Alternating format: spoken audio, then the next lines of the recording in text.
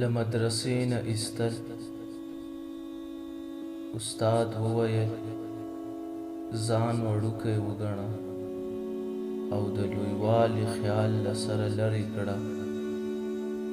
شاګرد حیران غوندې شو او په ډېر احترام یې وویل که سړی ځان صغیر وګڼي او روژه وخوري څوک به یې نه ملامتوي. آیا د حقیقت په مخ پرده اچول څه بد کار نه دی؟ استاد ته زما په مقصد پوی نه شوې. زه وایم لویي ښه نه ده، ځان ته په حقارت کتل ښه کار دی. سړی باید خپل ځان له هر چا نه ټیټ او ښکته وګڼي که غواړي چې په رښتیا لوی سړی شي.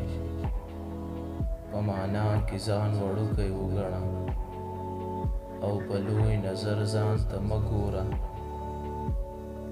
شاګرد دا څنګه کیدی شي چې سړی یو ځل پوه شي چې لوی یم او بیا په خپل نظر کې ځان کوچنی ماشوم کړي؟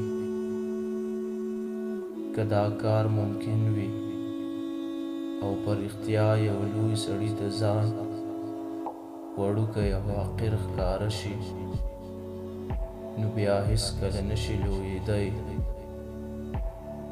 هغه چې ځان ته په درانه نظر نه ګوري په سپکو کارونو نه شرمېږي او لوی کارونه نشي کولی. سړی باید ځان لوی وګڼي او لوی مسئولیت قبول کړي. شاګرد د استاد یو څه ویل او عصر زمانې بل سبق ورکاو. استاد په تنګ شو او خپل شاګرد یې د شیطان په نامه له مدرسې نه وویست.